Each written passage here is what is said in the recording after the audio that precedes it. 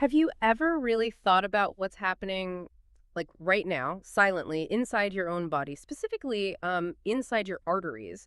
It's this kind of hidden world, isn't it? Often, out of sight, out of mind, until it becomes a real problem. We're talking about arterial plaque, that often misunderstood threat behind so many serious heart issues. It's really vital stuff affecting so many of us, or people we care about. So today we're doing a deep dive. We're looking at some truly groundbreaking research that's kind of reshaping how we see this internal landscape, our focus, how omega-3 fatty acids, well, the stuff in fish oil, how they actually interact with arterial plaque. Our mission, like always, is to pull out the most important bits from the source material, basically giving you a shortcut to being really well informed on this. We're leaning heavily on an article called "Can Fish Oil Reverse Plaque in Arteries?" Yeah, and that title, it really hints at the exciting angle this research takes. Cardiovascular health, as you know, it's incredibly complex, so many factors involved, and that's why this kind of deep dive is so valuable, I think. Seeing how new findings, like the ones we'll unpack, are constantly refining what we know, pushing us towards, better prevention, better treatments. It's not just the obvious stuff, it's the nuance. Okay, right. Let's unpack this then. When we talk heart health, a big concern is always atherosclerosis. That's the fancy term for plaque building up in your arteries. It's a major risk factor, obviously, for heart attack, for stroke. But here's the key question for you, and it's something this research really digs into. Is all plaque like the same? Is it all created equal? Turns out, no, absolutely not. And getting that distinction is just fundamental. We hear plaque, and we might think it's all one bad thing. But there's a really critical difference between soft plaque that's non-calcified plaque and calcified or fibrotic plaque. Now, the soft plaque, that's the really dangerous stuff. It's unstable. It's prone to rupturing. And that can cause these sudden, really catastrophic blockages in the smaller vessels, kind of like a fragile, inflamed blister just waiting to pop. Okay, wow, that sounds bad. It is, whereas calcified or fibrotic plaque, I mean, it's still not ideal, right? It's still a sign of disease, but it's much more stable. It's less likely to just break off suddenly and, trigger heart attack or stroke. So we've always heard reduce plaque, reduce plaque. Less is better. That's been the goal. But what if I told you the really mind-blowing part of this research isn't just about how much plaque, but what kind it is? This research points to something really surprising. Omega-3s don't just seem to reduce the volume. They look like they actively remodel its dangerous structure. So the goal shifts, right? It's not just about getting rid of it, maybe, but transforming that dangerous, unstable, soft plaque into the more stable, fibrotic, and yes, actually calcified type. Yeah. That's a big shift in thinking. It really is a transformation, not just reduction. Exactly. So let's get into the evidence. How do they know this? The article mentions two key studies. First up, a cohort study. So that's observational, right? They tracked two groups over time, people taking omega-3s, and a control group who weren't supplementing. And they used CT angiography, fancy imaging. Precisely. CT angiography to look inside the arteries. And the measurement technique was, well, pretty neat. Hounsfield units. This basically lets them quantify the plaque's density. Higher numbers mean more fibrotic or calcified plaque, which, as we just said, is actually a good thing in terms of stability. Okay. They also use something called a G-core metric. This classifies plaques from 1, which is fully calcified, so the best, most stable kind, all the way up to 4, which is largely soft, the most unstable. And the results, pretty striking. The omega-3 group, their plaques averaged a G-core of about 4.5. Okay. Well, the control group, their plaques were much more unstable, averaging around 7.4. Wow, that's quite a difference. It is. It shows a clear difference in the type of plaque. So this cohort study, it showed a strong correlation. Omega-3 intake linked with safer, more stable plaque. But, we always have to add the caveat, and it's observational, it shows an association, a strong clue, but it doesn't prove causation by itself. Yeah. We need more. Right, association, not causation. Got it.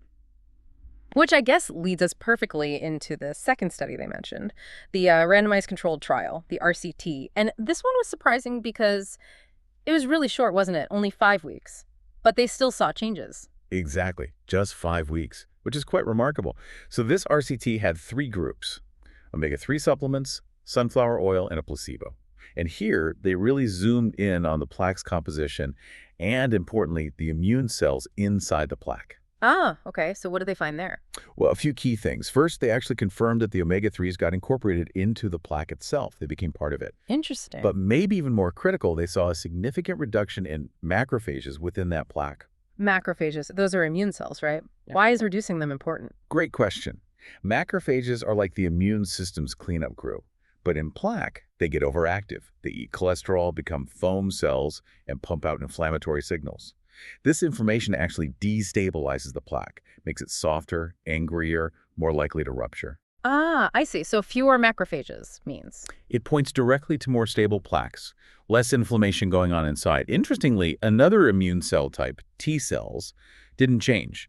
So if you connect the dots, it strongly suggests omega-3s are actively calming down that immune-driven inflammation within the plaque. And that potentially lowers the risk of it rupturing. That mechanism, reducing the macrophages, calming the inflammation, that sounds incredibly important for stability. It really seems to be a key part of the picture, yes. Hmm. It helps explain how omega-3s might be making the plaque safer. Okay, that makes sense.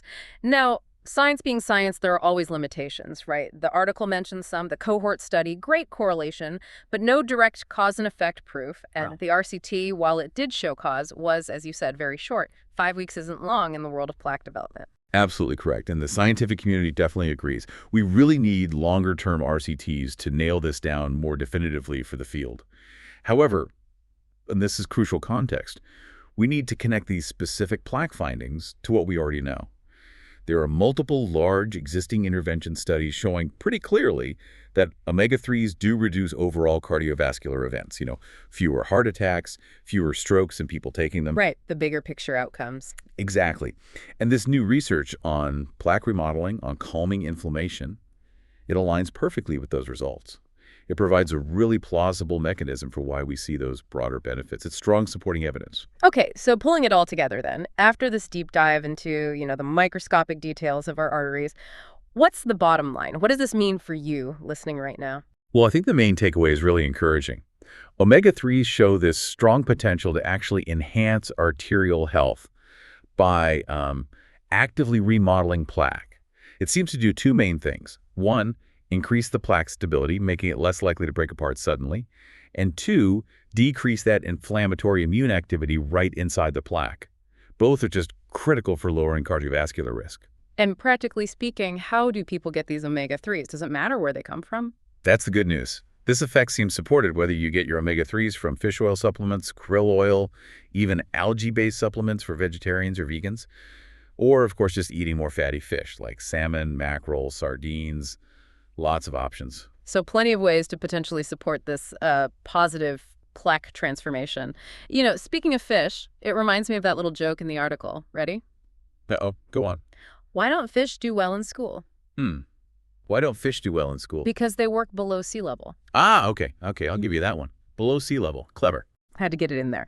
But seriously, we've covered a lot from, understanding that not all plaque is the same to this really surprising idea that omega-3s might actually change it for the better. It's fascinating stuff. It really is. And it kind of leaves you with a broader thought, doesn't it? If understanding these tiny micro-level changes inside our arteries can give us such big insights into heart risk, well, what other subtle things, maybe in our diet or lifestyle, might we still be underestimating? It makes you think about the quiet power of things like diet in shaping our health over the long run. Definitely food for thought.